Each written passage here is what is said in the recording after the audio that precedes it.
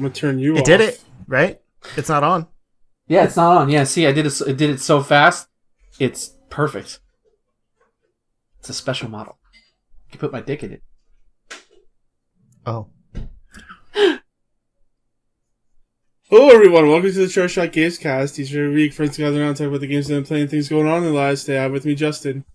I'll turn your Xbox on, ladies. And Ben. Now I'm playing with power. Xbox power, bitches. Snap. So yeah, Xcast. you actually had an Xbox between last and this recording, right? Yeah, I didn't. I got the Xbox, but after last. Yeah, exactly. Yeah, what you just said. Mm-hmm. Yeah. I guess we'll get to that when we get to that. Yes. But yeah, save for the main event. Yeah, or technically you're the main event. I'm the mid card. So. Well, my main event is usually I don't have anything new to say, but this week I have something new to say. So. See, there you go. See. All right. So Justin, go ahead. Yeah. So I was talking earlier in the week that it was kind of funny because, like, this week we kind of had a flip where Ben got an Xbox and I was just sitting there waiting for my new Switch and Paper Mario to come in. It's like I was the Nintendo guy and you were the Xbox guy, which granted I'm always a Nintendo guy, but like you've only been Nintendo. So it's weird that you were getting the Xbox and I was getting the Switch. But anyway, yeah, I got a new Switch for my wife because she wanted to play Harvest Moon on her own. So I spent some of my week getting all that all set up and stuff. The transfer process for those things are just disastrous. It's not that bad. You literally lay them together and it transfers the user data. It's bad because it doesn't really transfer that much. Like it transfers your user information and your save files. Yeah. But it transfers save data for games that don't transfer. So, like... Because you need to then transfer them up to a micro SD. You need to... They were on the micro SD, though. Yeah. But you have to use you have to back it up first on your computer, format it, and then you can put it in. Yeah, and that's stupid. Which I did that when I got a new card, and it didn't work. So I still don't think that's... I don't think that's right. But... Like, I did all the transfer and everything, and then I just took the SD card out of my old Switch and put it into the new one. And, like, it said it had to format, and it would erase everything. So I was like, well, crap, like, is all my stuff going to be gone? Like, I don't know what to do. So I went ahead and did it. I was like, screw it, I can always start over on stuff. It's not a big deal. That's why I didn't get too far into Harvest Moon before. I'm meeting Story of Seasons, Friends of Mineral Town, by the way. I'm calling it Harvest Moon because that's what it is. And so yeah, I like booted up the system for the first time and like there was no games on the home screen or anything. They were still on the old system, but when I went to play them, it said like additional download needed for this. Like, so it remembered all the stuff that was on the old system, even though I transferred it off because it was all in the card. But the new system that the card was in didn't recognize any of it. Like, that's so backwards. So yeah, I had to basically go into the shop and re-download all my games, even though the save files were still there. Yeah, once I actually re-downloaded them. Yeah, because I don't think I ever said this, because my original Switch, actually, the fan was getting so bad, and this is like,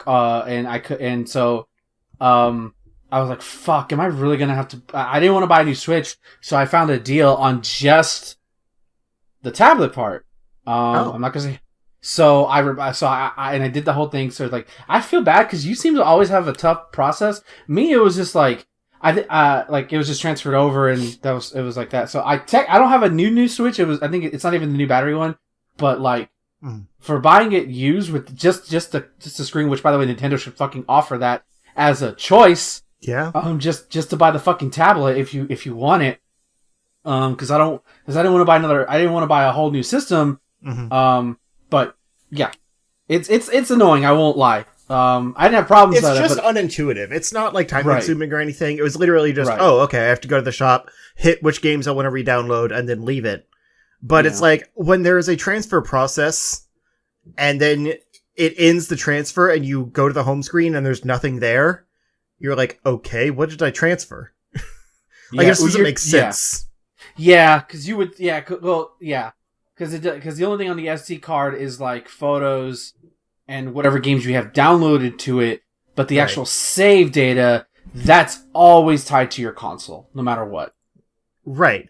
And since everything is tied to your user account, when you put the SD card in, it should recognize, oh, the games that are on this card belong to this user. Okay, you can play them, rather than having to immediately format no matter what. Yeah, it's not. Yeah. I don't know, that was kind of weird. But, again, it was a fairly harmless thing. My save data was all still there, which was great, because, you know, I even not switching switches, I had that issue a while back with my Link's Awakening save being just deleted for no reason. Roasted. So I was kind of worried that would happen with like all of my games, where I just wouldn't have any save anymore. So that was refreshing. I haven't checked all of them yet. I just checked Harvest Moon, but I know like Animal Crossing had that update like right before I got the Switch, where it would allow save data transfer between systems. So I'm assuming that's okay, that kind of thing.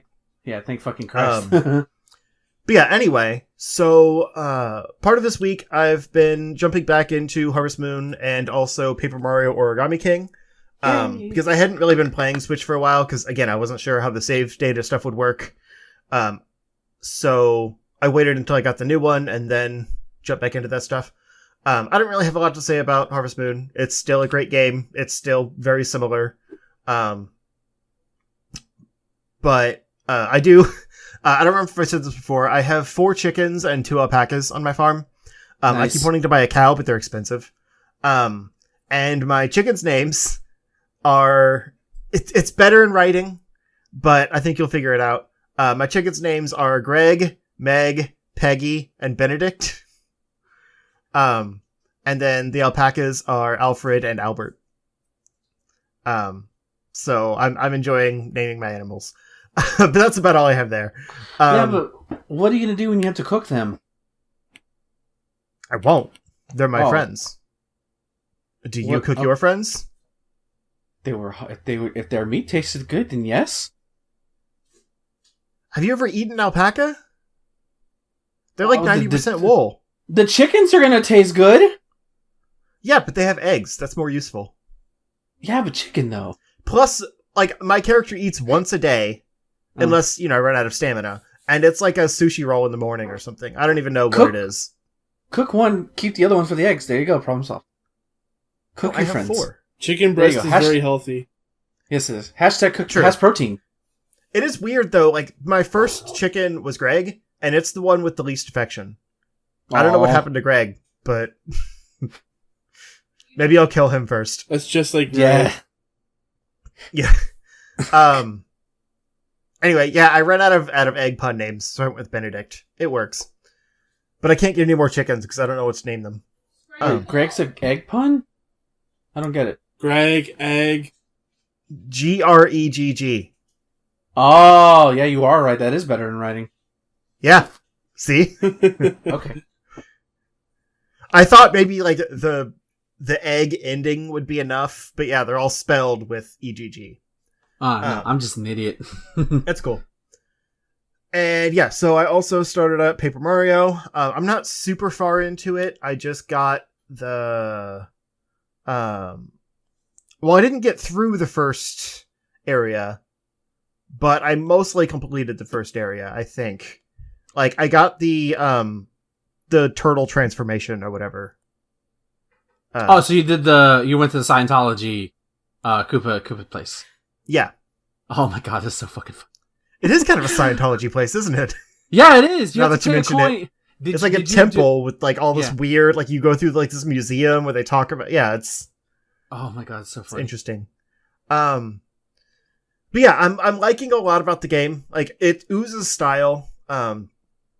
And like the dialogue is a little plentiful. I'll say that. Like, I don't need Olivia to chime in every 5 seconds. Yeah. But like all of the back and forth between the characters, and especially like every time you find a toad, the dialogue they have is great.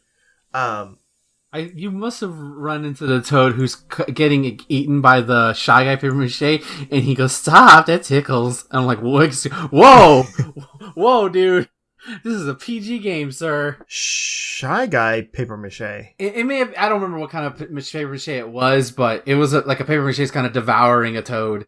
And he's just like, that tickles. I'm like, what the fuck, Toad? Calm down. The toads are like raunchy. Yeah, they are. In this game. Yes, they are.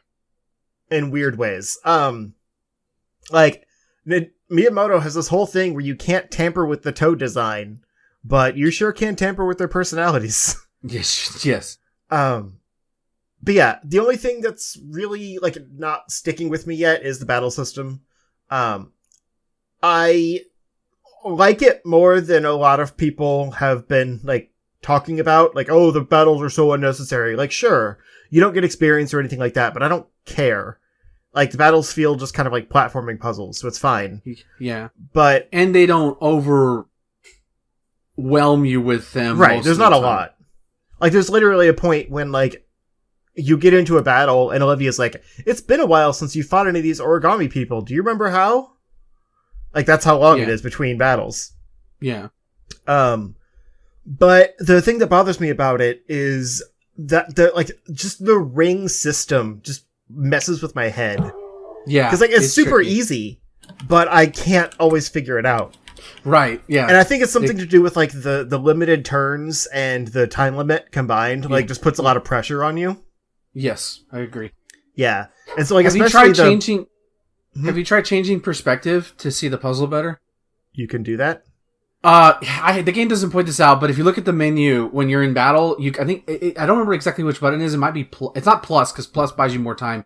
It's Right. Look on the bottom right of the screen. It'll let you change perspective so you can see, because you've already done the first boss, so that view gives you the top view. You can do normal fights with that top view, and I found that in some cases, sometimes I can see it right away, but in some cases, it's a lot easier to tell, okay, I need to move this, move this that panel probably here. would help. Yeah, so just look for the bottom. It's usually the bottom of the screen. I hate that the game doesn't tell you that you can switch perspectives. And I forget sometimes. But if you look in the bottom right-hand screen, it tells you right there, change perspective. And then it'll go from a top-down perspective, like the boss fights, and much easier. I found it much easier to tell, okay, this goes here. Sometimes I don't, because I'm a dunce. Right. But yeah, speaking of boss fights, like, that first one with the turtle, tripped me up. I had to do it, like, 3 times, I think. Because, like, the thing is, the way it's set up is most battles, at least, like, normal battles, you can get through in 1 turn. Like, that's kind of the whole point, is you line them up, and then you have the certain number of actions to take them out. But if you don't get it right, that's when they get to attack. Yes. And so, like, if they attack, they do crazy amounts of damage. Mm-hmm. So, like, people are like, oh, it's too easy. Like, all you have to do is line it up and then it's 1 round and the battle's over. But, like, that's if you're good at it. Right. Yeah. If you're not, it's rough. Yeah. If you suck at seeing patterns, prepare to get your ass whooped. Right. And so that turtle kept getting me because, like, I wouldn't notice how many turns I had left. So I'd be like, okay, if I move this one, and then this one, and then, oh, I gotta move this one. And then, like, I'm out of turns before I could do the last turn.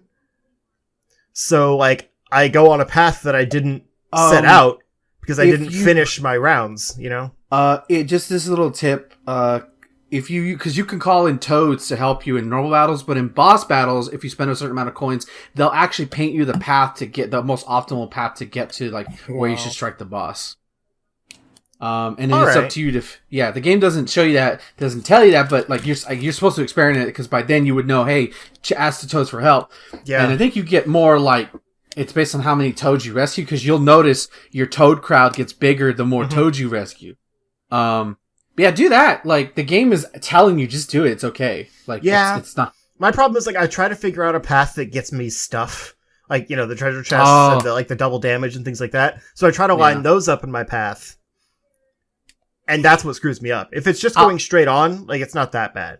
I'll tell you this, don't worry about that stuff, because especially with the boss fight you're going to come up next, which I won't spoil because it's genius, you're gonna, remind me, were you able to use the 1,000 arm thing in the turtle boss? Okay. Yeah, that was cool. You're gonna want to use that. You're gonna want to screw everything else, screw the mushroom, regular attacks. Yeah, you're gonna want to use that. So that's usually what I recommend if you're doing a boss fight. Is find how do I get to that point.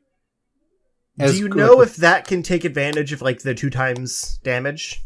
I know it doesn't, but it does an insane amount of damage, so that's why you want to get it. Because like when I did it, I lined up 2 times, and then like I took out like 90% of his health with 1 hit, and I wasn't sure if that was because of the 2 times damage or not. I don't think so. I could be wrong, but I usually don't optimize for that. Just because the later boss fights, especially the one I just beat today, it was ineffective. It was not like I was gonna die faster if I did it this way. So the game wants you to find the optimal path to use the magic mounts or the magic buttons to do either the 1,000 hand arm thing. Okay, that cool. Trust me, you're gonna want to learn that, especially for the next boss, which I can't wait for you to see, and I won't give away. Good. But yeah, that being said, like, I actually think the battle system's genius. Like, it's very simple, and that, like I said, all you do is line things up, and then it's just your jump or your hammer. So everything is like a line attack or a block attack. But the fact that they basically turned the battle system into puzzles makes sense with, like, what they've been kind of pushing Paper Mario toward. And, like, there's plenty of points when you don't even actually go into a battle. Like, there's these big paper mache things that you fight just like normal enemies. Like, you have to run around and hit them in the back, and then like you kind of keep running around. So it's almost like a just a platforming battle more than anything. It never goes into turn based or anything like that. And then at a certain point, like, enemies get below power enough that you can just take them out by hitting them in the overworld, and you still get like the coins and confetti and stuff for them. So like, you don't spend a lot of time in that battle system, so it's just kind of refreshing to mix up the gameplay every now and then. I just need to get better at it. But like, there's so much good in this game. It's very refreshing. 'Cause I've said before, I wasn't a big fan of the Paper Mario, like, RPG games. Like, I played the first one a fair amount, but I don't have a lot of nostalgia for it. And then Thousand Year Door, like, I started, but don't remember that well. I remember, like, thinking it was a step above, like, mechanically and stuff. I just never played enough of it to really, like, fall in love with it. So, like, my main point of reference is Super Paper Mario. And this is honestly closer to that because of, like, the 3D elements of it. It's not so much with, like, the dimension shifting, but it's more, like, kind of interacting with the world around you in ways that I feel like the previous games didn't really delve into much. Because it was more about, like, turning Mario flat and interacting with things rather than, like, ripping off parts of a 3D world, because now everything's paper mache and wireframe. So it's like, it's a different kind of, like, paper interaction that harkens more back to Super Paper Mario.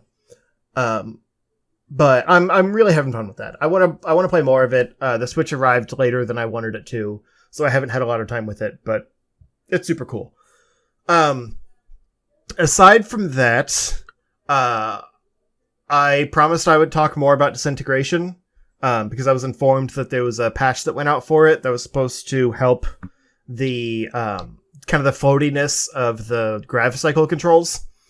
And so I was like, okay, fine, I'll give it another try. Like, I didn't really like how like much you slide around when you try to just move around on the map, because it doesn't really work with, like, precision aiming and stuff. But, hoping that was better, I jumped back in and did a few more missions. I think the game's just not for me.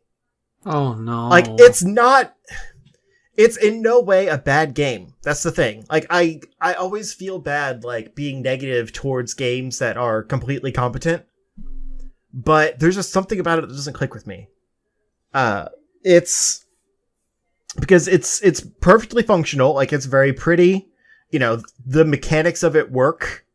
There's nothing inherently wrong with the design of it. It's very polished from a quality assurance standpoint, if you will. But I think it's just the gameplay loop isn't interesting to me. And I'm not the only person that feels this way. Like I've seen some comments online, like, you know, when does this game get fun type of stuff. And like I said, it's a certain kind of game that I feel like wasn't marketed correctly. And so people were expecting it to be like Halo, and it's not. It's more of like a first person real-time strategy game. But I also don't like real-time strategy games. It feels like the game is based around you controlling your troops to do most of the things for you, and your actual grav cycle character mostly focusing on supporting those troops. Because you really only have, as far as I know, you only ever get 2 different weapons. Maybe you get more, I don't know.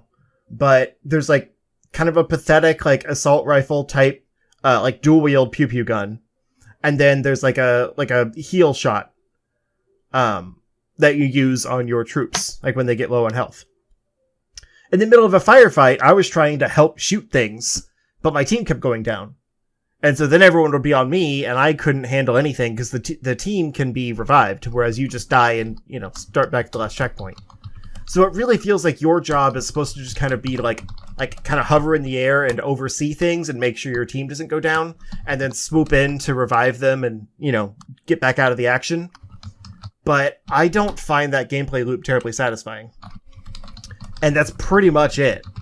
Like, it's sections of firefights, and then like scanning things on the map to like get the, you know, the key points of interest that you're looking for or whatever. There's some things to interact with, like you can grab scraps that you use to like upgrade your troops between missions and stuff. But there's just not a lot there. And I can understand why it was hard to market, because it's a weird kind of genre mix. But when all they really said about it leading up to launch was, hey, it's the guy that made Halo, it's like they didn't even know what kind of game they were making. Because it's not Halo at all. Even though graphically it vaguely looks like Halo, I'll admit. But yeah, I was excited for it when it was announced because I didn't know what it was.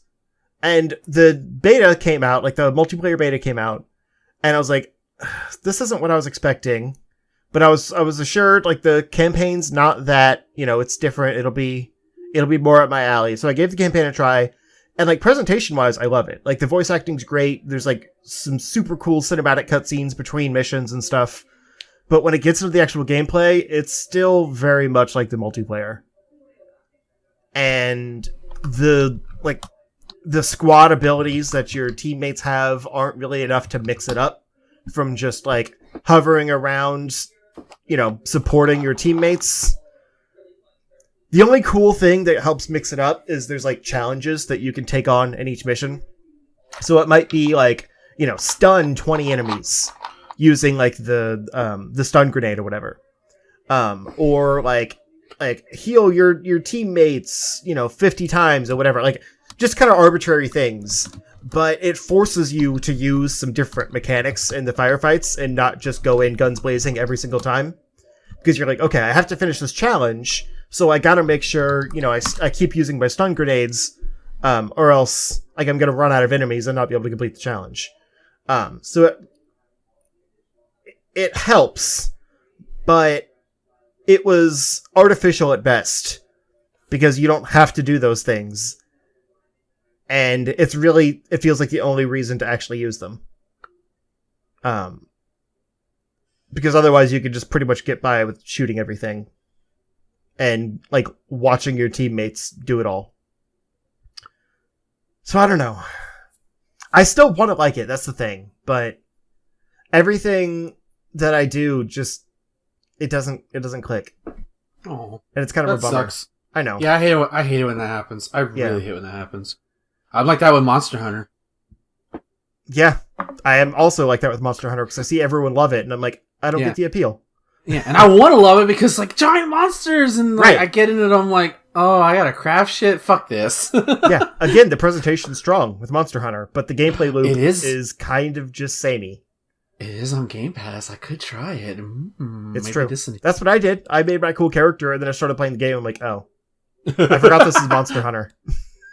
I'll download it. Yeah. But yeah, that's mostly it. We played some more Halo on stream this week, me and Thomas. Yeah, y'all did. It's still real fun. We're close to the end of the first game. We're just basically going to be blowing through all of them up, leading into Infinite. But I don't really have anything major to say. It's still fun toggling the graphics. Like it never gets tired. The Guilty Spark mission is still awesome, but I am realizing like how repetitive all of the level designs are in this game. Yeah, I noticed that. I kept thinking. I turned away and I'm like, are they in the same? Nope, they've progressed. No, honestly, I'm glad they put the arrows in with the new graphic style because that's the only reason I knew where to go. If you didn't even know about that until I told you about the arrows. Okay. When I overcome my nausea, I'll keep that in mind when I push through Halo 1 eventually. It's funny. Yeah, because the later games just have more logical progression in their mission structure. But this first one, you just follow the arrows. They weren't even there in the original either. So you just had to go forward. Right. Damn.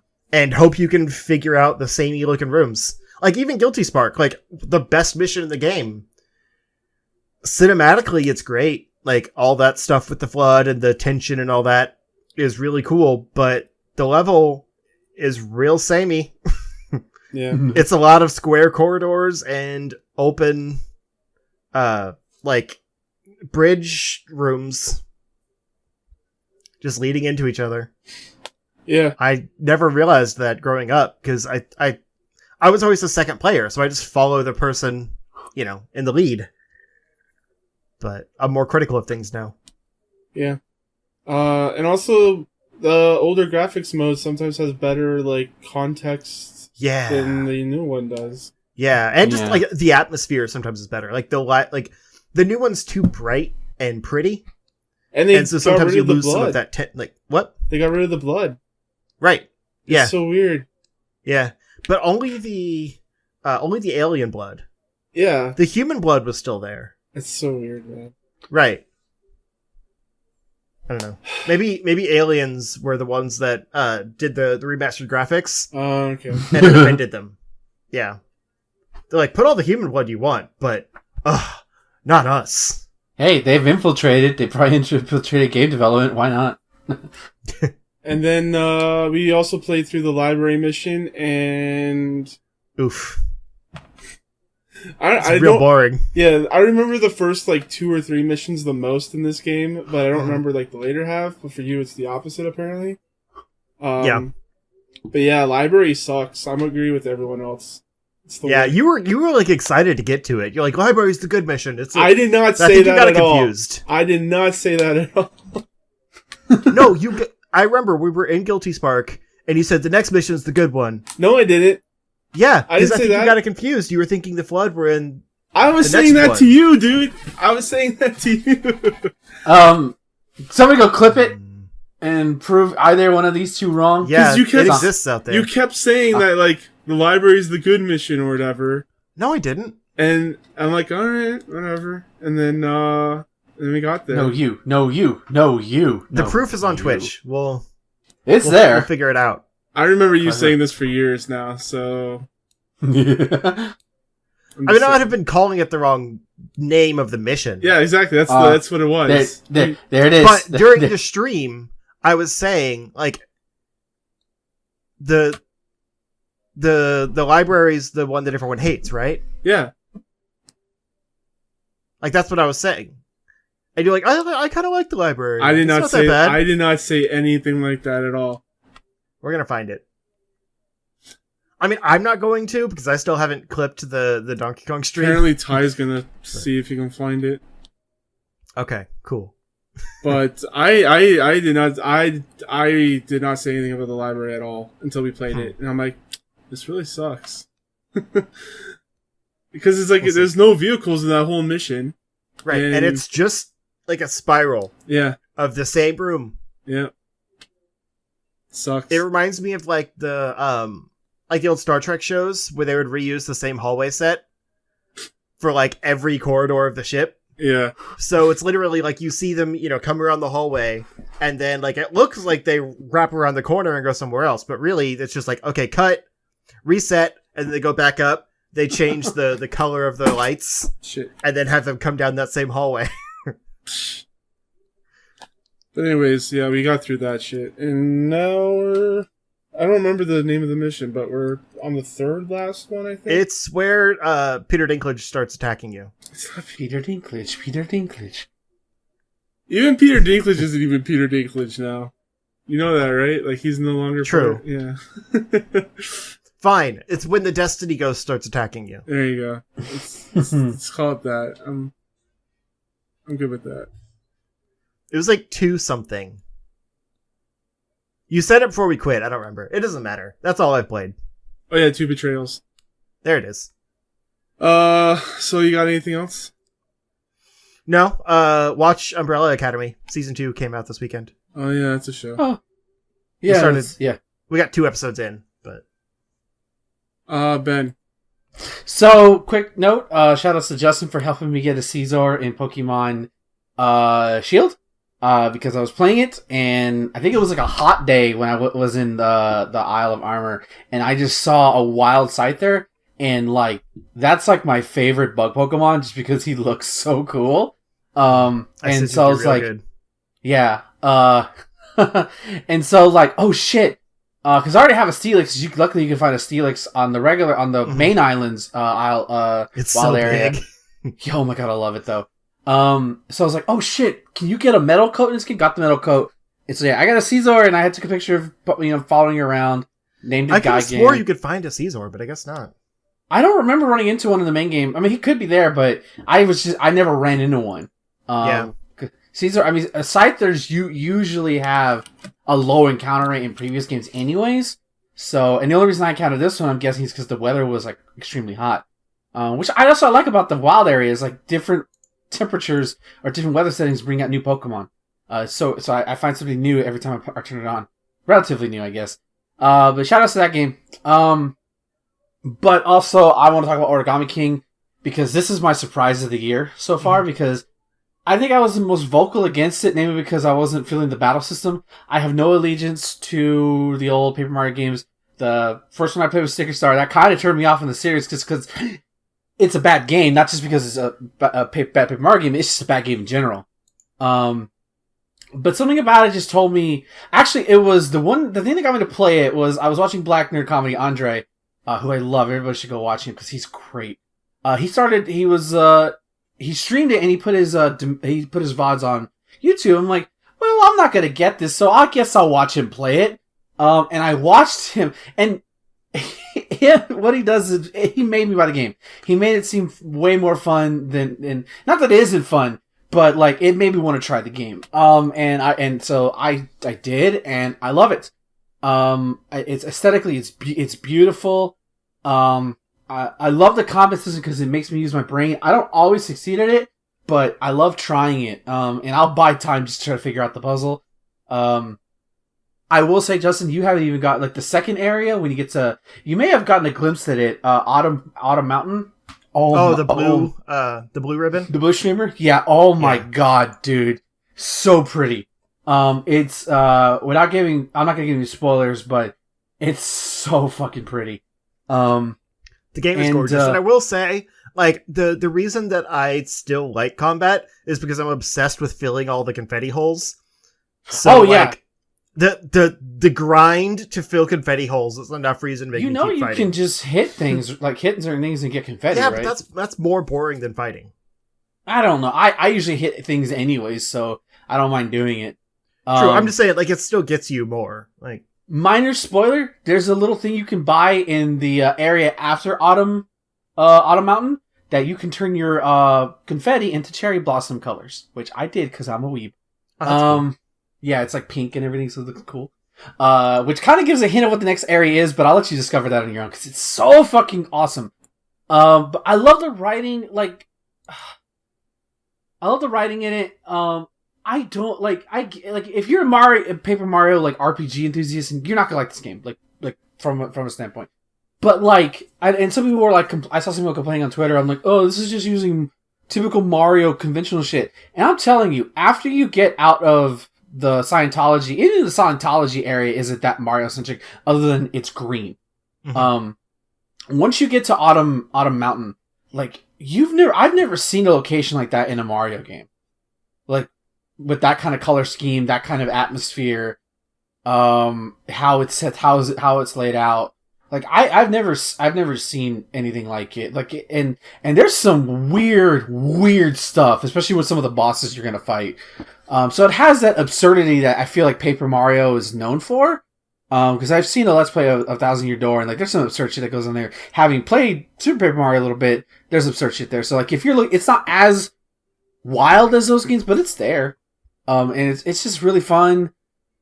Yeah, I didn't expect to like it as much as it. So like I can't stop playing it. Whether I'm at work or I'm home. Like I got my Xbox one day and the next day like, well, I'm gonna play more Paper Mario. I have games downloading, so I'll just play Paper Mario. I've been trying to toggle between that and Harvest Moon, but it is hard to stop. Yeah, because like I love that it's just an adventure game, and I love just walking around and just looking for stuff, finding the toads, finding little secrets. It's so much fun. Yeah, it's an RPG that doesn't feel like an RPG. Yeah, I don't even call it an RPG. I just call it an adventure game. Like you explore, you get a little buddy, you get little buddies that come with you. Like it's not like that's probably why Paper Mario enthusiasts don't like it. But if you look past that, or you don't owe allegiance to it, it's a good ass game. Yeah, that I feel like people are gonna not look at because like, well, that's not what I grew up with, or whatever bullshit they want to talk about this week. Like, give it a shot. If you're curious. I mean, the best thing I can say about it for like Paper Mario fans that have been scorned recently is that the past games have been ruined basically by the battle system because of like the sticker system and all that like fed into other parts of the game in bad ways. And this like the battle system is so unassuming that it doesn't really affect anything else. Right, you literally could ignore a lot of battles. And in fact, I've been told there's an item you can get that you can just hide from enemies. So, like, outside of, like, there's some mandatory battles, but, like, there are other ways to get coins. Like, you literally don't have to fight in this game if you don't want to unless it's boss fights. Yeah. Or mandatory boss fights. And the rest of the game is so good that, like, you just enjoy it. Yeah, exactly. I really can't wait till you get to Autumn Mountain. Oh my god, I really can't wait till you get there. But, enough of that, because, as I alluded to earlier, I am playing with Xbox Power now, because my ass did the thing where, like, because I'm the kind of person who, like, fucking hates spending huge amounts of money. I fucking hate doing it. I get so nervous. I get wishy-washy, and then I don't do it. But I pulled the trigger on Xbox, not a Series X. That's not out yet. Yeah. Naming conventions. Got an exclusive. I pulled the trigger on getting an Xbox One X. Got off Walmart. Not a deal, but I went in and did it anyways. I love this machine. I haven't had it only for like less than a week. Setup process is relatively simple. The control, I need to talk about the controller because, like, I've held a PS4 controller because I had to buy one when I went to Combo Breaker to compete. Xbox One controller blows that out of the fucking water in terms of feel and touch. Like, oh my god, that's why it's my default PC controller. Yeah, Jesus Christ, it's a good Jesus controller. Christ. Feels so good. Triggers feel so good.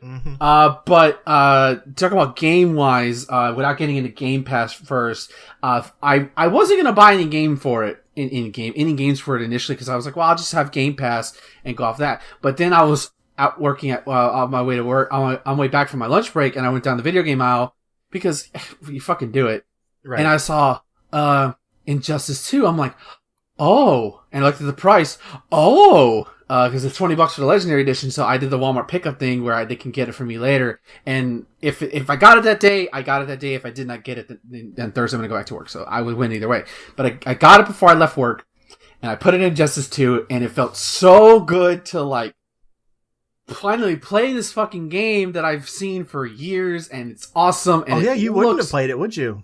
Yeah, I missed out on it. I tried it on PC, but it was awful, and I hated it. Even on low, it was bad. I didn't want to do the game that dirty. So being able to run it like this and see it for all its beauty and all its color, looking at you, Marvel Avengers. It's a very fun story mode.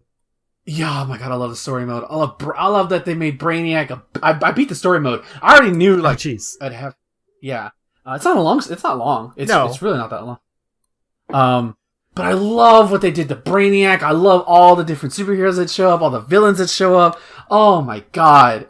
Actually, and funny enough, the week before, I bought the final volume of the Injustice 1 comic book series, so now I have all the 5 years leading up to the first game.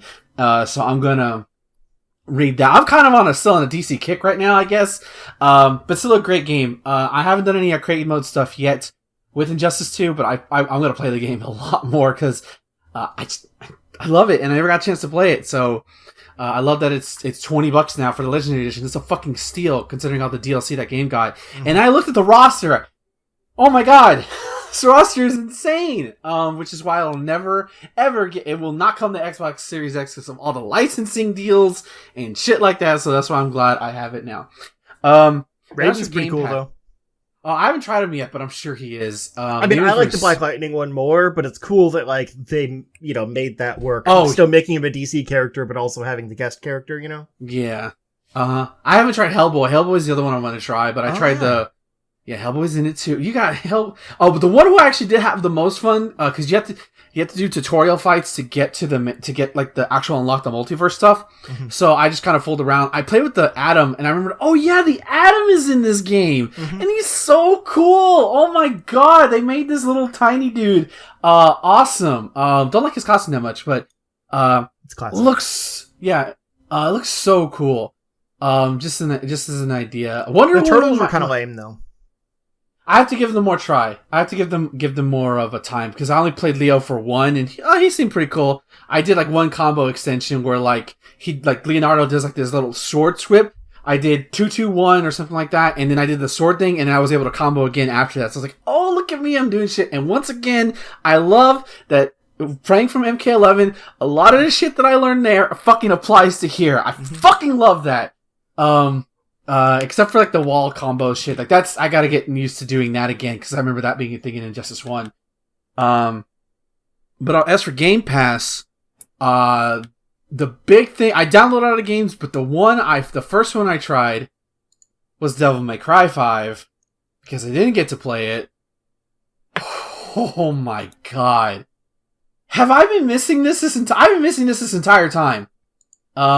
And I just realized that, like, it's one, I saw Max stream it, right? That's different. This, playing it and seeing it move, like, it's crisp 60 FPS, at least if it dips, I can't tell. Honestly. It looks great. I don't know, I love that it actually, if you play it, it includes the story before, and it tells you the DMC timeline, which I think is cool. It feels good to play, that's for sure. Nero looks fun. I'm not sure how to use the arm thing, because, like, I don't know, like, what causes it to explode, like, or stuff like that, because I still have them, but I'm sure I'll get used to that more as... There's, like, one specific move that each arm does. Like, there are pickups throughout the game. Yeah, I've run into them. And you get more and more, like, different ones that you can slot in to, whatever abilities you like. You choose those pickups when you go into the mission. Yeah. Okay. But it's like... Yeah, it's like a button you hit, I think, that makes it do its specific thing. Yeah, that's what makes it blow up. Yeah. Oh, okay. I guess I'm blown on video.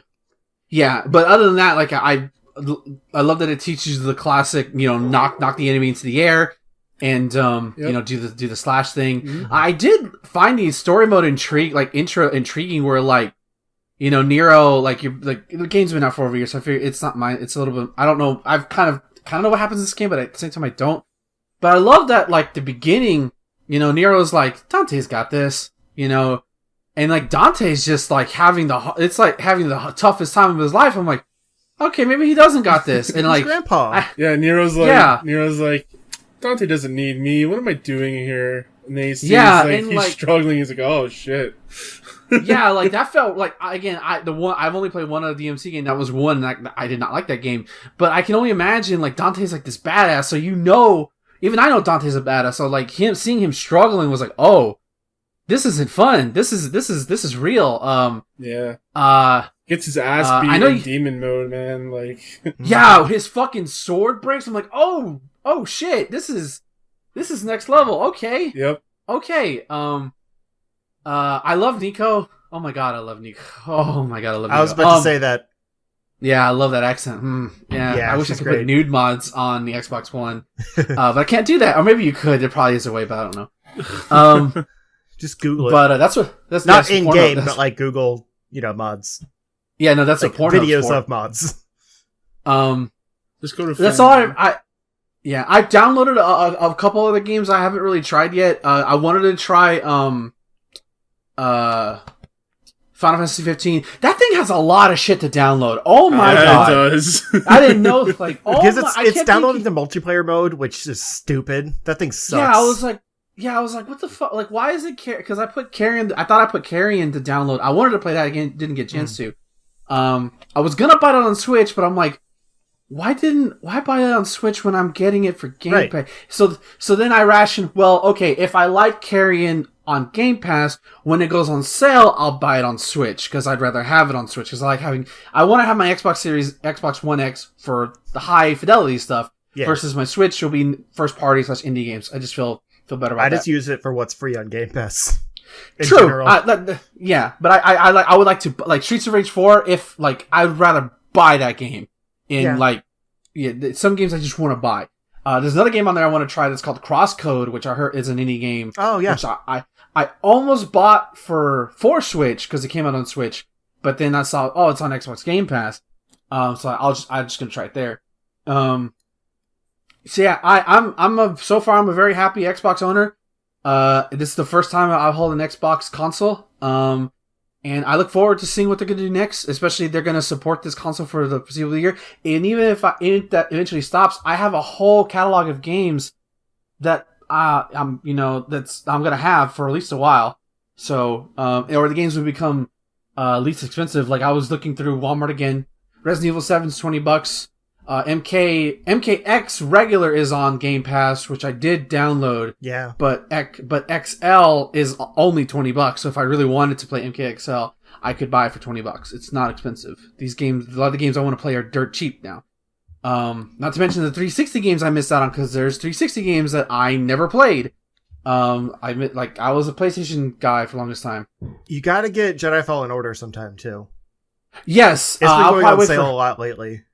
Yeah, I'll probably wait a while before I get that. But I will try to grab it at some point. That is the plan. Yeah, it's right up your alley. I think EA has like their own subscription service, but you could just sign up for like the free trial or whatever. And EA Access is what you're talking about? Yeah. I think you just have to pay something. So I'd rather just own the game at that point. And especially for something like Jedi Fallen Order, I think I'd rather really play it. Yeah. I've been kind of thinking about starting that over again because I miss it. Yeah, I almost fun for people just to give I almost bought that bundle because I almost bought the Xbox One S with it, but it was sold out. So it's like, well, okay, shit, I just bought the One X. So I'll it's gonna be better on the One X anyway. Yeah, that game's beautiful. This is what I can't wait. And the last thing, just one minor tidbit because it's an indie game that I bought, but I bought Panzer because the lady tipped me $40 at work. So I was able to buy some games that were on sale, some indie games that were on sale. I bought all the remaining SteamWorld games that I don't have. So the turn-based card game, SteamWorld Heist, which was only $5. I bought Dandara, which I saw that was an indie Metroidvania game. Mm-hmm. It was like $5. I bought that. But the big one I got was a new game that just released, which I posted in our Discord, the private Discord, I should have posted it in the regular Discord now I think about it. But I bought a game called Panzer Paladin, which is another retro indie-inspired game. What a shock. That looks neat. Let me know how that is. Dude, it's super fun. So like it's like mecha platforming. Like you get this robot, and it's also a super 80s hella anime. Like when you get to the cutscenes, like it's straight up like late 80s, early 90s anime style, and I love that. That's what's kind of sold me. But you get this robot. And it's like a traditional 8-bit game, beautiful, awesome, rocky music, very cool, wonderful visual palette. And like the gimmick of the game is that you start off with just your knuckles, but then you can get a variety of weapons that you can basically hold, either from swords to spears to hockey sticks to crowbars. And the point of that is each of those weapons has a spell. Each weapon has like a break limit. So some weapons will can give you more defense. Some weapons can give you restore health. Some weapons can give you more attack. And you want, at a certain point, you want to save it before it breaks completely and break it yourself so you can basically get that little power up. It's really, really neat. And I didn't understand it at first. But once I did, I'm like, oh, okay. And it's even Mega Man S where you get like different stages, like you go across the world and you fight these like these horror creatures because like demons from hell are invading for some reason. But yeah, it's super dope. Like I apparently this was like demoed like at a PAX somewhere like years ago. I never heard of this, but if this is like Matt McMuscles, it's like what Matt McMuscles did a video on it. That's probably the most prominent one I can think of that covered it, at least that I know within the YouTubers that I watch. But if that sounds like right up your alley, like it's only $20 on Switch. I don't know I think it's also on Steam. I'll have to check out that video. I didn't know he covered it. Yeah. Like that's what, like it just showed up out of nowhere. Like I saw a trailer, I saw McMuscles cover it, and I'm like, oh, this is the thing. This is the thing I need to watch. And so luckily with that, $40 that she gave me, I used 20 of that towards Panzer Paladin. So yeah, that's all I played. I'll shut up now. Xbox. Yeah, so I played a little bit of Devil May Cry 5 as well, and I just want to say that I just like the return to its like street punk art style. Mm-hmm. Like the first one, I just remember that neon sign, Devil May Cry, and shooting the friggin' motorcycle and stuff, and this has all that attitude in it back. Like, they did a good job servicing like fans of Devil May Cry while also making something completely new. Or not completely new, but right. Like new. And I just want to play more of it. The only misstep is how bad V is. Yeah, I haven't seen a whole lot of V, so like that's gonna change, I guess. And then also I played a little bit of Carrion, and the thing that you didn't talk about last week, I just want to mention is the movement feels really good. Like you move fast for a little like blob creature or whatever.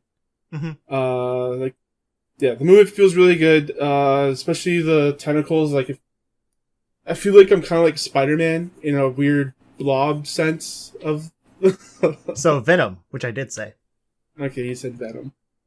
Whatever. But anyways, that feels pretty good. I've played through. You don't listen to me. No, actually, I don't. No wonder I kill you in Halo. Yeah, I only played through a couple levels. It's been fun. But the real thing that I've been playing this week has been Quantum Break. Oh. Yeah. Game from like 5 years ago. Yeah, feels like forever ago. But yeah, Quantum Break. That game came out, and I remember a lot of people just talking about how bad it was, and like Remedy should have done better or whatever. And playing through it, like yeah, there's a lot of glitches and stuff, but I still like that Remedy style feeling of like a story-driven third-person shooter. In this one, it's all about time. So there's a fracture event that breaks time, and there's these skips that happen. So like they call them stutters actually, and what it does is it slows down time, like it stops time for everyone but the people that have the gift of time power. And so the powers that you get is like you could run really fast, you could dodge, you could do a time shield so that like you can't get hit. You can also shoot time at people and they'll stop, and then you can shoot them with bullets and the bullets will stack and do more damage, which is really cool.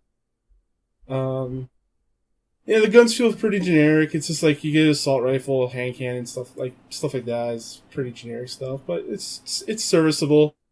But the hook of this game is that there's basically 3 different sections. There's the basically the game, and then after that, after the end of the level of that, you switch over to the bad guy in the game, and you literally only make a choice between 2 different things. And that's all he does. And you can actually see the consequences of what's going to happen before you make that choice. Like, that's his power. And so depending on what choice you make, changes the way the rest of the game goes. Like there will be certain characters that just you'll not run into because they've been killed off instead of saved. And then after that, you get treated to like a 30 to 22 minute TV show. 30 to 22 minute. Oh, I remember this. And, oh my god, yeah. And I actually like I don't know why, but like I'm in the mood for that kind of thing right now, where I just play a game and then I can just relax and just sit back and just watch a show go. So you're in the mood to watch TV. I'm in the mood to play video games and watch TV. I get 2 in 1 in this one. I already do that by playing games like, Harvest Moon, where I don't have to focus that much and I can just watch stuff also. Yeah, but I don't feel like playing a farming sim, so... There's other things. You could probably play stuff while playing Destiny. It's not like that game has anything going on. I mean, I've been doing that for the last 2 or 3 years now, so... Right. But anyways, I'm liking the TV show because it's all, like... I don't know what it is. It's just different perspectives, I guess. Like, there's this whole big story that's converging into each other. And the TV show is like, it's standard. It's like a CW quality show, so it's not great. It's not terrible, but it's serviceable. It's fun. I'm having a really good time playing this game. And, yeah, suck it, haters. It seems interesting. Like, the TV part of it seems interesting. I don't actually know what the gameplay is, really. Yeah, just third person. It's like Alan Wake, pretty much. Oh. Yeah. Okay. Third person shooter. But yeah, it's been a lot of fun, and you can see a lot of like influences for Control in this as well. Like you can see where they were going with some of the powers and things that they do.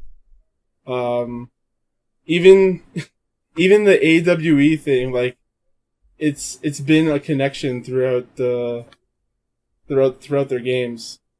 Because people are speculating that's like Alan Wake expansion, but that's called an Alter World event in Control. And then there's like graffiti that's AWE. I don't remember if they said anything or if that's just graffiti in the world. Also, there's like a really cool like Alan Wake Easter egg where you're breaking into this facility and this woman is like playing Alan Wake on her computer while stuck in a time skip or stutter. Yeah. But yeah, it's been a lot of fun. I'm really digging it. I'm almost done, actually. I've just been playing it all day. So yeah, that's it for me. And we'll head on into the news, but first, let's have a break. So like a shit ton of FGC news just came out. Oh yeah, you want to put it in? I'm trying to find a good thread for it, but... Oh, apparently 50% of Tekken users play on Wi-Fi, apparently, according to Harada. Fucking heathens. There's, like, drilling happening, and I don't know why. What, is Brooke in the bathroom again? Not currently. No, she put all the cabinet doors back on. But I don't know what she's doing now. Honey, why do you have a drill? Something you don't want to hear at night. You just do your little podcast. Yeah. She doesn't think about how much noise she makes. That's why I want to be in the basement. Soon. Electrician's coming back Sunday. Alright, we're back in 5, 4, 3, 2, 1. And welcome back. We are stuck on this pose of Justin. So let's talk about... Stuck or blessed with? Cursed. Rude. I'm boycotting the news. So speaking of cursed, Ubisoft, they had a plain King Arthur game that was nixed by an ex-creative head. So I don't know if you guys remember it or not, but Ubisoft had hired Mike Laidlaw, who did the Dragon Age video game series in late 2018. So Laidlaw was directing development of role-playing game codenamed Avalon, according to people familiar with the project. Big-budget adventure involving stories of King Arthur and his round table in a sword and sorcery fantasy world. But just over a year later, before releasing any games, Laidlaw quit. Apparently, according to current and former employees, Avalon was cancelled by Ubisoft's powerful chief creative officer and everyone's favorite, Sergei Haskot. So that's pretty much the story on this one. Just some more info on Sergei and his shenanigans. All It's right. weird that he's. Sorry, I forgot I was boycotting. It's weird that he like has enough say to completely get a game canceled on his own. Like, I don't like this. You can't make it. Yeah, that was the problem. Was like he was just the guy that oversaw everything and just gave the okay and for everything basically. Hmm.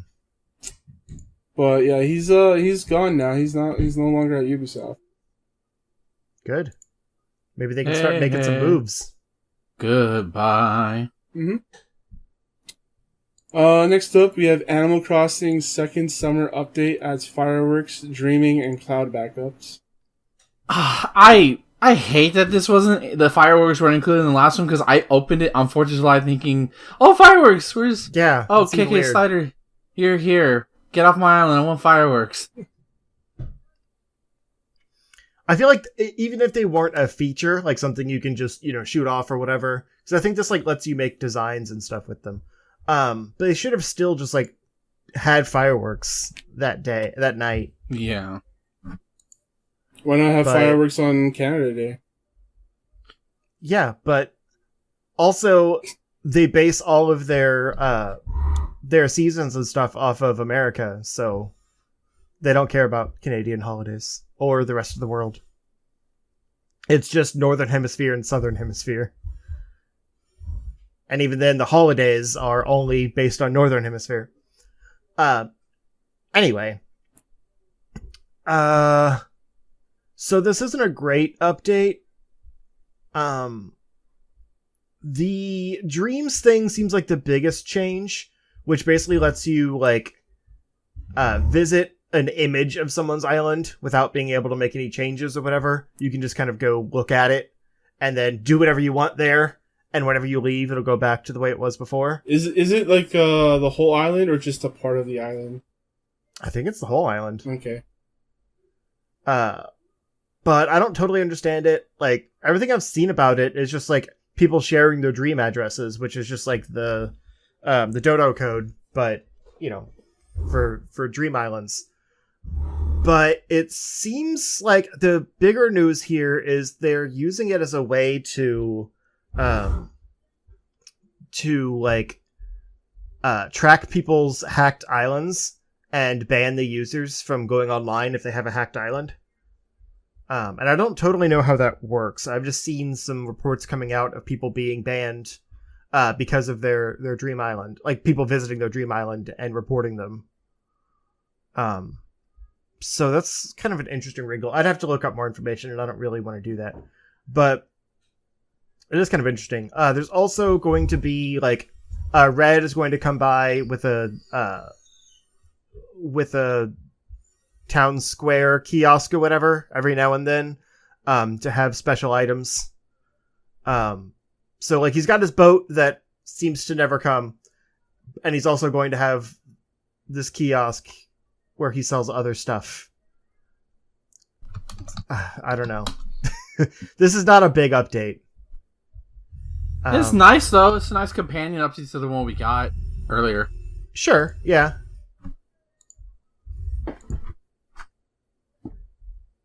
And then the next update will be this fall, probably with Halloween stuff. Yeah, I can't wait. Just give me winter. Just give me fucking winter. That's all I care about. It's the only reason, not the only reason I bought this game. One of the reasons why I bought this game is I want winter. I want snow, bitch. Give me snow. The snowman stuff is cool. Like rolling up snowballs and making your own snowman. I just want like be able to put Christmas lights everywhere. I am going hardcore Christmas. That's fair. With my island when that happens. Yeah, I might jump back in then. Decorate for the holidays. Just nothing about the summer events have really intrigued me. Yeah, I tried it for like a couple of days, and swimming is kind of tedious. Yeah. But like I need to get back on just to do my dailies again. I just to interact with my peeps. I miss playing them. I'm sure they miss you too. They do, especially the frog. You don't even remember his name. Shut up! Move on! Yeah, when do that. I barely been playing Animal Crossing New Horizons, and last time I logged on, apparently I got a new villager. Buck moved in for some reason. Oh. Who the fuck are you coming? Who the fuck are you? I'm Buck. I own this town. Where have you been? I run this town now. I'm Yeah. the new residential whatever. Bug's like a mob. Yeah. Buck's like a mob boss. Oh, that's Yeah. funny. Alright, Private Division is doing some publishing deals with Ori or Mellow and Ollie devs. Cool. Moon Studios, Roll7, and League of Geeks. I don't actually know that much about Armello, aside from it being like a tabletop game, but in video game form. Marshmallow. I thought that was Othello. No, that's the play. There's a play? Othello? Shakespeare. Yeah. It's Shakespeare. Uncultured swine. Is this a bit? No, it's not. Okay. I thought he said Othello. I was like, no, that's a play. Yeah. Anyway.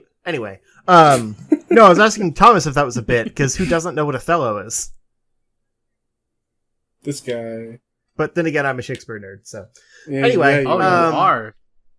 So, Private Division making some moves, which is exciting. They're really Yes, it is. growing, like, very quickly, it seems like. Good for them. Yeah.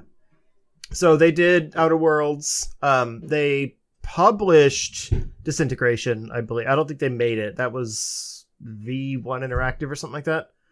Something like that. And they technically didn't make Outer Worlds either, but they co-developed it with Obsidian and then published it. I might be wrong on that, but I'm pretty sure. And they did... What's that? Kerbal Space Program. That's it. So not a lot, but like they've grown quite a bit these past few years. The main one that excites me here is the Ori developers, Moon Studios, because there's not a lot of information on any of these yet. But Moon Studios announced that their game will be a compelling action RPG.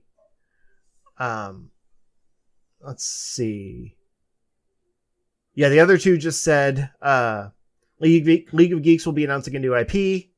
Cool. Roll7 will be taking the next jump forward in their mission to create awesome flow state games. Like, not a lot of information on either of those, but having... What does that mean, flow I have state? no idea. Well, because Ollie Ollie is like kind of a rhythm platform game in some ways. Yeah. Like with skateboards. Feels like a buzzword. Yeah, it definitely does. That's why I say they don't really say anything. But yeah, Moon Studio is doing a compelling action RPG that like is not another Ori game. Has me really intrigued because that's all they've made. It's kind of like, you know, the SteamWorld devs putting out Gunk or whatever. The Gunk, I think is what it was called. The Gunk. Yeah. The Gunk. Like, I still hate that title, but like it's exciting to see a team that's really only been known for one thing, like branching out and doing something new. Like, that's always cool. Until the end of the game is how we get to the SteamWorld universe. Like, this is the origin. I kind of hope that's what it is, actually. But So yeah, that's what happened to all the humans. I just wanted to give that a quick shout out.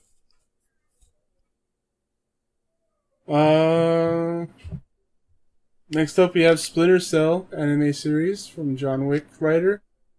So weird. Yeah, like they haven't made a Splinter Cell game in like 10 years or something, but Netflix and Ubisoft making an animated series.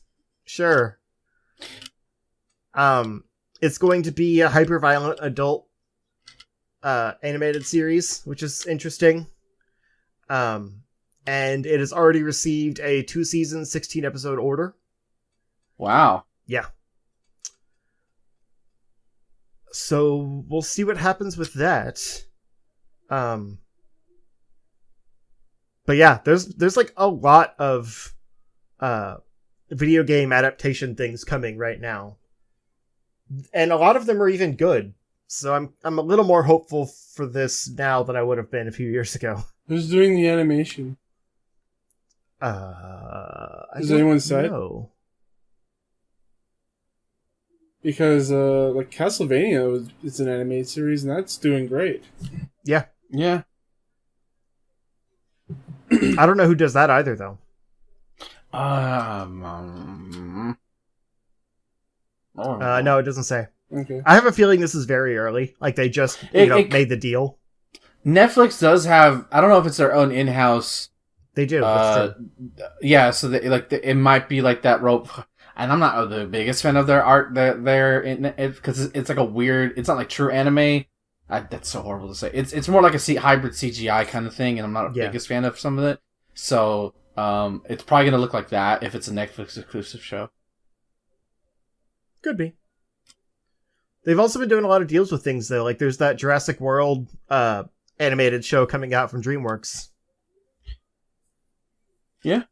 Transformers just launched today too, or the day before. Who did that? Which is Rooster Teeth. Weird. Wow. Yeah, I didn't know that, and I almost didn't want to watch it, but I'm like, you son of a bitch, I'm gonna watch it because. Speaking of making moves, jeez, Rooster Teeth's huge now. Yeah, that's whatever. I'm gonna just ignore it. And just gonna hear Peter Cullen say, "I'm ready." That's all I care about. Just give me Peter Cullen.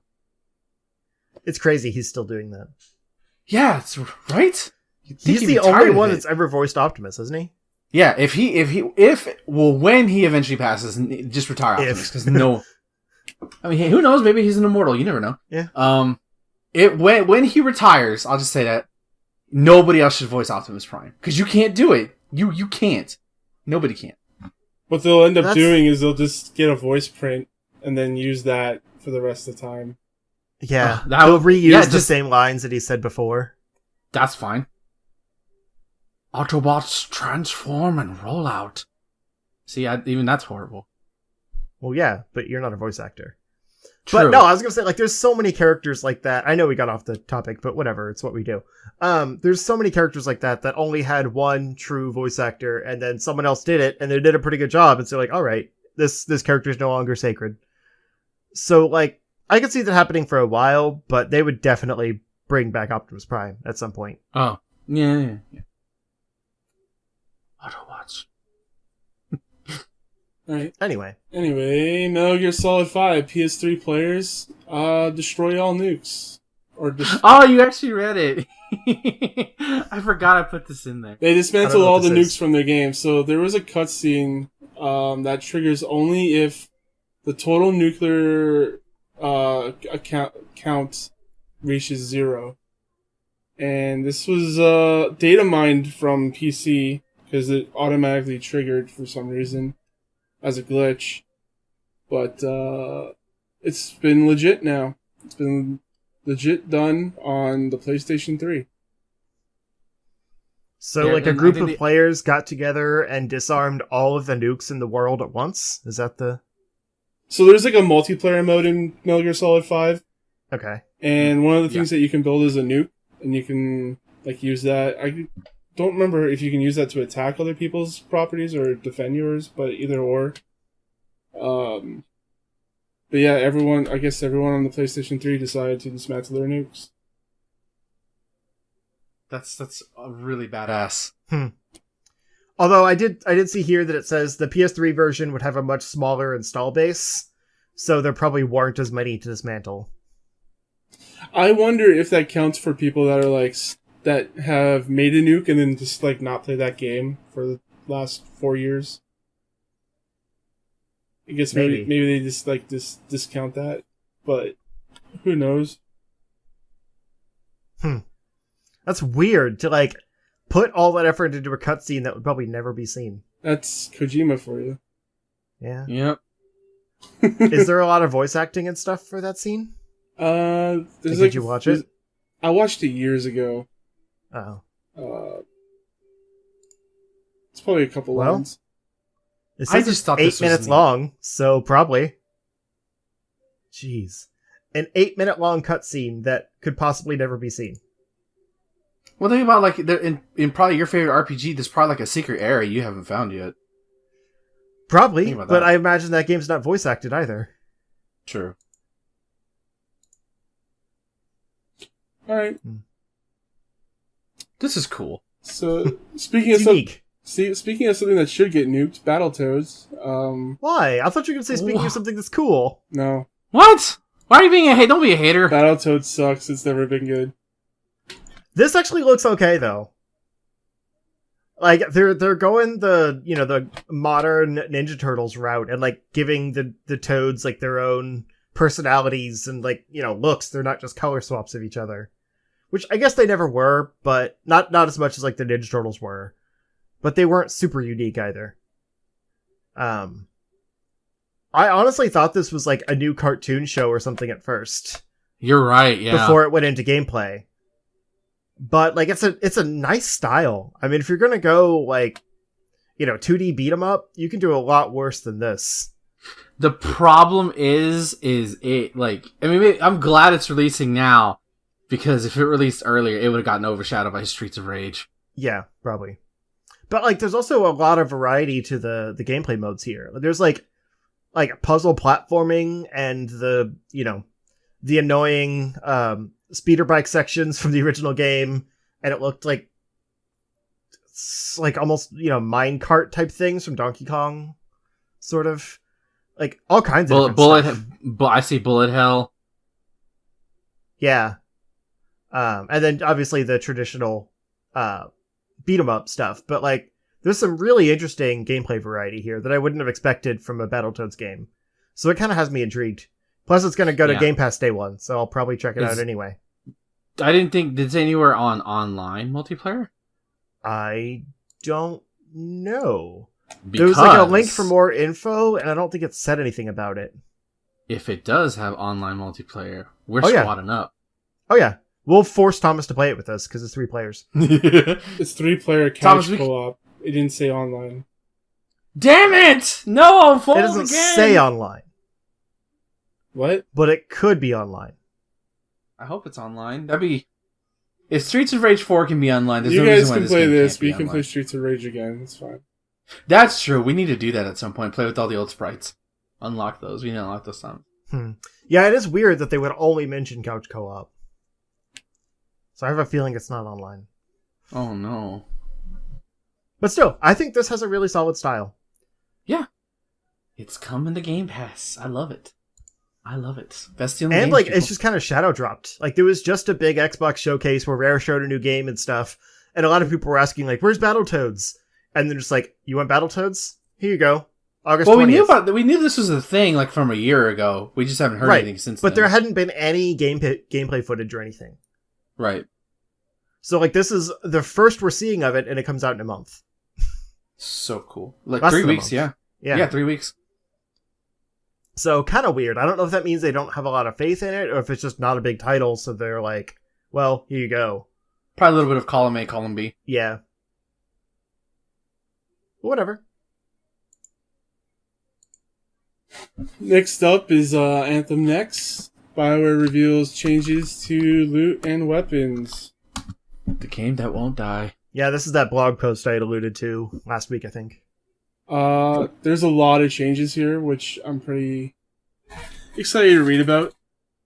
So they're going to be... Here's some changes that Daily outlined in the new Anthem blog post. So, increase the frequency of loot drops. Loot is viable more often. All items are better and more competitive, but there's still a chance of getting something exceptional. Loot rarities have strategic value throughout the progression. You can pursue specific loot without relying on random RNG. So quests, specialized vendors, unique loot tables. Modify your loot, including re-rolling inscriptions, which is really cool. That's kind of what I was talking about, where if they just make it so you can keep the same loot, but re-roll the buffs to it, that would make it a lot better. Yeah. Pre-rewarding loot experience. Loot feels exciting and more noticeable when it drops, and is celebrated when collected. Rare enemies, aka walking treasure chests, create exciting moments to get a burst of loot all at once. Keep it accessible and immediate. Reveal and equip loot right away. Fuck yes. Fuck yes. Why wasn't that in their launch? But that's huge. Oh my god. Complete revamp of the equipment sheet, including a detailed stat sheet. Also huge. The equipment sheet can be accessed from anywhere, allows you to easily see what you have equipped in each slot. This is really huge because it's an RPG. Yeah. You kind of Like, need... you couldn't even see what you had equipped during a mission before. You kind of need to have your stats. Yeah. Reliability of equipment and rewards. Each item has inscription budget based on its power and rarity. No more useless items because they were missing the must-have inscriptions of increased weapon damage by 225%. Exceptional items are about getting the exact types of bonuses you want instead of maximum values on every bonus. So that's going to be a bit hard to do because that's kind of like what these kind of games lean more towards, is like bonuses on damage and bonuses on like reload, like basically less downtime on not shooting. Mm-hmm. Destiny's been having an issue with that for the last year. Scale for the future. Your power cap can be easily increased and the loot system scales accordingly. Advanced telemetry data shows or allows us to identify trends and make meaningful balance changes. That's nice. So everything I'm seeing here is really good. I'm looking forward to seeing all these changes be made and seeing what else they have to offer. Yeah. It says they're also exploring ways to make the gunplay feel better and introducing melee items and builds. So maybe some mechs. What do they call them in that? The suits, you mean? Yeah. The anthems? No, the anthem is kind of close to it. Sorry. I don't remember. The suits. The Iron Man. Making ones that like are melee only or melee focused, possibly, which is interesting.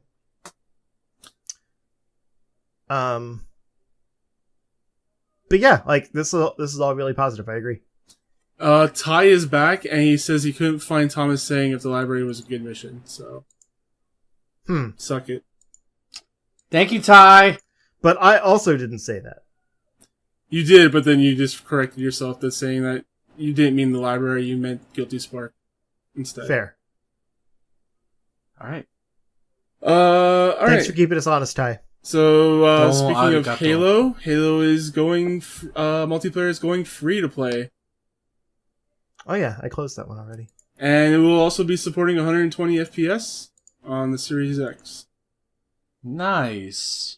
So it's a big move. You don't even need to buy the friggin' game. Yeah. I feel like that's where people were getting the Battle Royale stuff from. Is like a standalone free-to-play Halo multiplayer mode. Like, to me, that sounds like it would be a Fortnite type thing.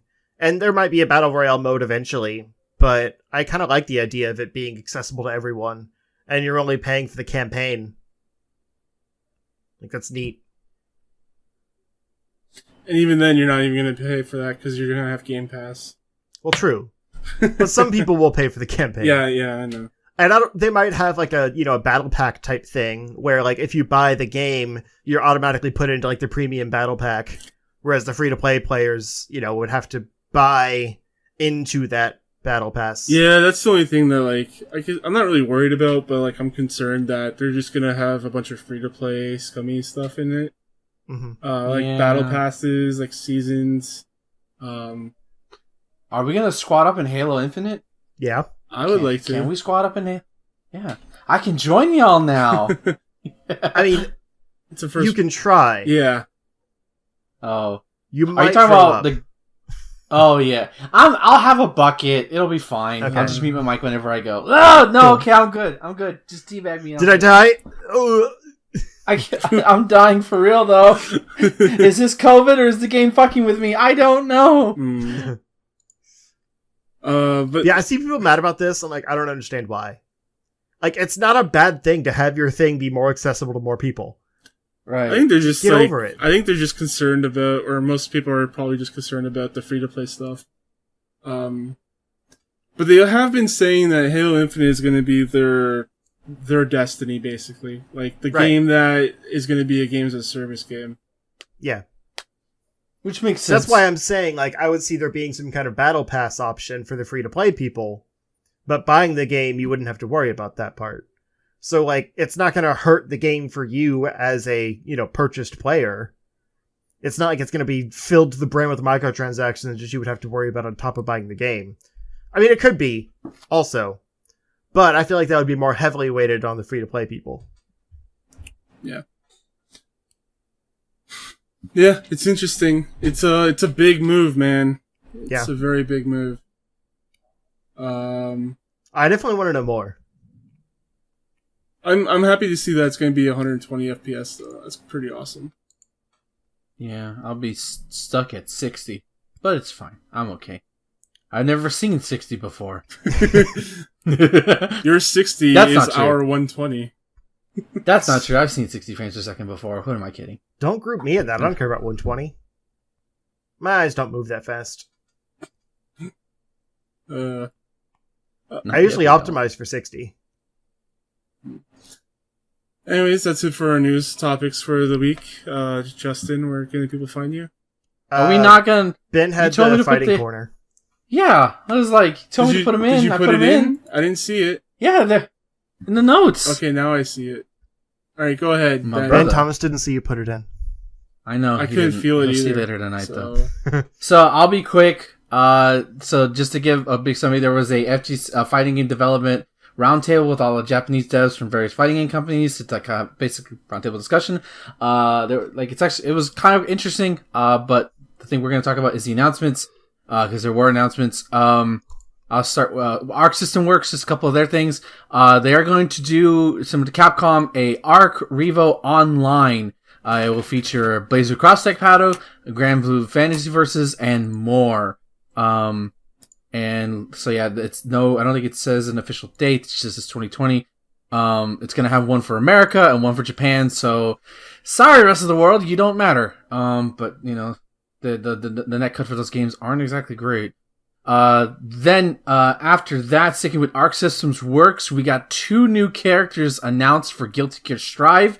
One of them is a character who we technically saw at EVO last year, the African-American samurai, who has a name. I'm going to try to pronounce this. I apologize if I butcher it.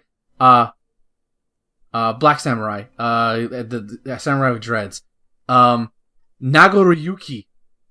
He's the samurai that we got a sneak peek when they teased Guilty Gear Strive last year. We have been wanting to see him for a year, and now there's gameplay. There's a trailer out on Arc Systems Twitter. Go watch it. I haven't even watched it. But they also had another character announcement. A character that many Guilty Gear Rev 2 players hated unless you mained him.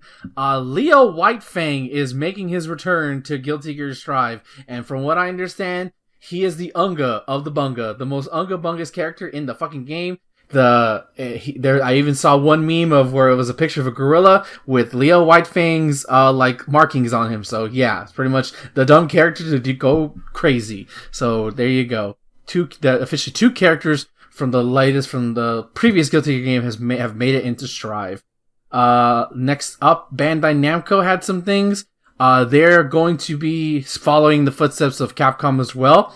There will be a Tekken Online Challenge and a Soul Calibur Online Challenge. And Thomas, you and I know the Soul Calibur one ain't gonna do well because goddamn. Hate to be that negative, but we played it and it was ass. It's gonna start this September. Move into October for different regions. Europe has one. There's one for September to December. Japan apparently has a big one in December. The dates are all listed on their Twitter account, but so from region, it'll be on weekends from September 12th to December 6th. So you're gonna get Soul Calibur and Tekken action from September to the end of the year. So that's pretty neat. Tekken's a good game, and Soul Calibur is a good game. Let's see how it runs online. That's the big question, but it's gonna be region specific, so maybe we'll get lucky. But the other thing that Namco Bandai had, returning character for Soul Calibur is coming back. Setsuka is making her return in Soul Calibur 6. This is actually one of the first DLC characters we've heard of since Hamuro's release earlier in the year. He actually released right before all this COVID shenanigans happened. So we got another character for Soul Calibur 6. So congratulations to that. And finally, Tekken 7 is getting a Season 4. We don't know much. Character may or may not have been teased. I don't know enough about Tekken to understand, but people are going nuts on Twitter and speculating. But all it's been listed as new moves for all characters. Online play enhancement, no idea what that means, other than the only thing that people hint that it's going to have a Wi-Fi indicator, which apparently Harada, the producer of Tekken, called out Tekken players because apparently 50% of Tekken's user base plays on Wi-Fi. Stop playing on Wi-Fi, get a fucking Ethernet cord. It's not hard. And it's all coming in fall of 2020. So I'm not surprised at that. Tekken, if you haven't seen Tekken 7, that roster is insane in terms of its size, so I'm surprised. I don't think we're gonna get any new characters for Tekken 7, but hey, online enhancements will be good. So hopefully they'll have it in time before the online tournament happens. And the last thing is for Samurai Showdown, because that game is still alive. There is going to be a season 3 pass. So they just finished season 2 a couple months ago with Iroha. So now we are getting another batch of probably 5 or 6 characters for Samurai Showdown, the game that keeps on growing, even though the netcode is not good, it's ass. So yeah, good news. No Capcom from this, because Capcom's going to have their own event on August the 5th, where they're going to show something, we don't know what. I heard a kitty. Yep. So yeah, that was it. Again, there were some nice discussions, going on. It was actually in all Japanese. And Michael Murray, who works with Harada on Tekken, and FGC member by the name of Jinunya, who is at Anime Illuminati. He and him basically did not one for one translating, but basically summed up conversations because they both are Americans who are living in Japan. They basically summed up what was going on. So go watch that. I think Capcom Fighters actually streamed it, even though they weren't showing anything, but just hosting it. It was cool to watch the bits before we went live, but that's all the news for the FGC stuff. Next week we'll have some Street Fighter V news and potentially some new characters. But that's it. Kenny Omega's doing the presentation, right? Yes, he is the one there, and he's either going to be a skin or he's going to be fucking playable in the game. Or they're going to announce a new Final Fight game, and he's going to be one of the playable characters. Did you see the Street Fighter Cross AEW shirts? No, I didn't. They've been touting those quite a bit, so maybe it's just an in-game shirt you can buy. Oh god, if that's just the announcement, I'm gonna laugh. That's just gonna make people mad. Because the netcode is also ass. Sorry. Yeah, they're not gonna fix any of that. Everyone knows that. No, they're not. They can't. It's too late now. But yeah, that's it. It was cool. It was really last minute. That's why I wasn't included earlier, and that's why Thomas didn't say anything. I also checked the Discord, and then I didn't see it, and then you must have put it in right when I closed the Discord. Yeah, I didn't post anything because I wasn't sure about the time, and then also I wasn't sure how long they were going to be going, so that's why I didn't say anything. But then it just ended like, let's go. Yeah. So, Justin, do you want to share? Share my stuff? I have nothing to say about fighting games. But yeah, you can find me if you look for Zero Score on Twitter. You're so awkward with that. On Twitter. I'm very tired right now. YouTube, me too. Sorry, I'll start over. You can find me if you look for Zero Score on Twitter or YouTube or Twitch. Like I said, still doing the Spider-Man and Halo stuff. Probably going to be finishing up Spider-Man this Monday. And then just in time for the Avengers beta to start next week. I bought the Avengers game. Good. This morning. I am excited. Everything I see about it just looks better and better. Despite what Ben says. And Ben. What? And Ben. Twitter.com/Marvelous Iggy for all things concerning the Marvelous One. Where you just get my shit posting. And thank you anybody who's listening to Atomic Shot. The last episode that went up this week was Mothra versus Godzilla. The polar opposites clash. Clash. Finally. Clash, yes. And this week that's coming up is as I've been dubbing it, the Avengers moment for the Godzilla universe. as we see the first iteration of Godzilla's first evil monster in Ghidorah, the three-headed monster. Yes, that's what the movie's called. So look for that as Earth's monsters team up to defeat the first 4 alien threats from outer space. Ghidorah, the three-headed monster. Is this like Ghidorah's first appearance as well, or This is Ghidorah's first appearance. wow, Yeah. that's pretty cool. It is. He's such a cool monster. And you can find me, your host Thomas, on Twitter. Kane Plays Stuff. I changed. Are you confused? I changed my my Twitter handle to match my Twitch. Without telling anyone. I'm Kane Play Stuff. Yeah, so you can check out the streams there. We do this podcast every Friday night at 9 p.m. Eastern, 8 p.m. Central. And if you want to be a host on this show or any other shows, you can email me, thomas@charshot.com. Visit our website for audio, video, written content, mostly audio. And you can rate our podcasts on Apple Podcasts and anywhere else you get podcasts. It's Thomas's sleepy time now. I'm so freaking tired. I need to sleep for like 24 hours. So let's go ahead and do Same. Yeah. that. Enjoy your games and have a good night, everybody. Wash your hands. Wear your damn mask.